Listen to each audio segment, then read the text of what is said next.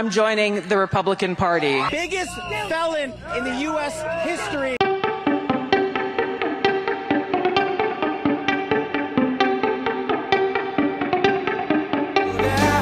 নবনির্বাচিত মার্কিন president Donald ট্রাম্পের করা তার নতুন সরকারের দুটি পদের নিয়োগ নিয়ে কেবল মার্কিন যুক্তরাষ্ট্র নয়, গোটা দুনিয়া জুড়ে চলছে আলোচনা সমালোচনা। Leadership that President Trump has brought to transform the তার একটি ডিএনআই মানে মার্কিন ডিরেক্টর অফ ইন্টেলিজেন্স, যার দায়িত্ব দেয়া হয়েছে তুলসী গ্যাবার্ডের হাতে।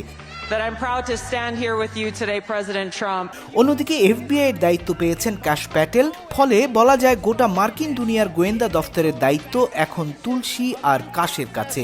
I am honored to be here in support of Donald J. Trump. আমেরিকায় সামোয়ায় জন্ম নেয়া 43 বছর বয়সী তুলসী গ্যাবার্ড হাওয়াই ও ফিলিপিন্সে বড় হয়েছেন।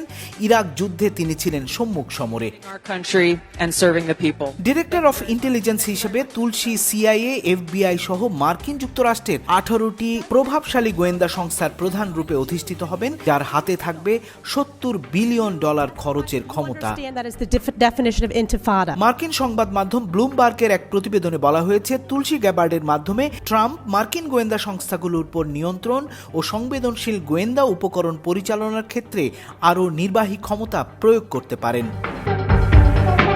দুনিয়া জুড়ে চলা নানান সংকটের বিষয়ে তুলসী গ্যাবার্ডের মতামত এরই মধ্যে জানা গেছে। যেমন তিনি সিরিয়ার বাশার আল আসাদকে উৎখাতে মার্কিন নীতির বিরুদ্ধে ছিলেন, আসাদের সাথে আগে দেখাও করেছেন। রাশিয়া ইউক্রেন যুদ্ধে মার্কিন প্রভাবের বিষয়ে নেতিবাচক, অন্যদিকে গাজায় তিনি কোনো রকম যুদ্ধবিরতি দেখতে চান না।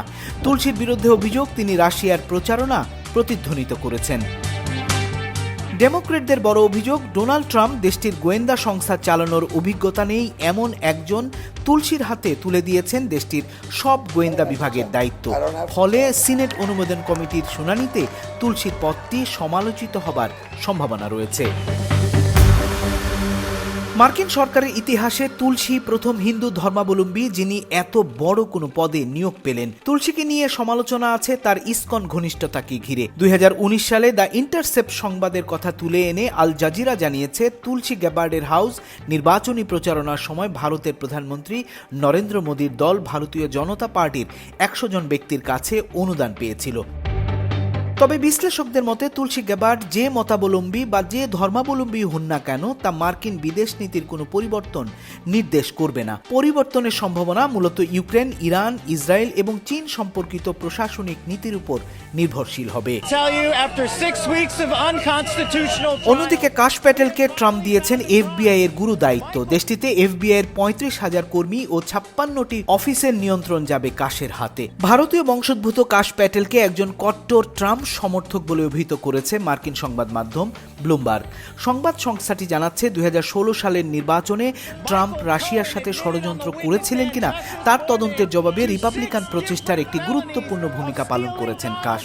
আর তারই পুরস্কার হিসেবে ট্রাম্প এফবিআই ডিরেক্টর পদে বসিয়েছেন কাশকে। কাশ প্যাটেল ক্ষমতা গ্রহণের পর সরকারে, গণমাধ্যমে, এমনকি প্রযুক্তি খাতের মধ্যে ট্রাম্পের শত্রুদের তদন্ত করতে এফবিআই এর ক্ষমতা ব্যবহার করতে পারেন বলে আশঙ্কা করছে ডেমোক্রেটরা। রিপোর্টে বলা হয়েছে, কাশ সম্ভবত এফবিআই এর গোয়েন্দা ও নজরদারির ক্ষমতা বন্ধ করে সংস্থাটিতে সংস্কার কাজ করতে পারেন। We saw that day. I was appalled that you, our country's elected leaders, were victimized right here. কাশ প্যাটেলকে এফবিআই ডিরেক্টর পদে নিয়োগের ফলে ট্রাম্পের শত্রুদের বিরুদ্ধে এই গোয়েন্দা সংস্থাকে ব্যবহারের শঙ্কা তৈরি হয়েছে। সমালোচকেরা কাশ প্যাটেলের এমন পদে তার যোগ্যতা নিয়ে প্রশ্ন তোলার পাশাপাশি এই নিয়োগকে ট্রাম্প সরকারের খারাপ পছন্দ বলে সমালোচনা করেছেন। নবনির্বাচিত মার্কিন প্রেসিডেন্ট ডোনাল্ড ট্রাম্পের শপথ 20 জানুয়ারি। এরপর তুলসী বা কাশ নিয়োগ পেলে হয়তো সময়ই বলবে তারা কতখানি যোগ্য বা কতখানি সফল হবেন। এদিকে ভারতের গণমাধ্যম the Hindustan times Tulsi Gabbard ও কাশ প্যাটেলের নিয়োগকে মার্কিন যুক্তরাষ্ট্রে ভারতীয় প্রভাবের প্রাথমিক বিজয় হিসেবে উল্লেখ করেছে।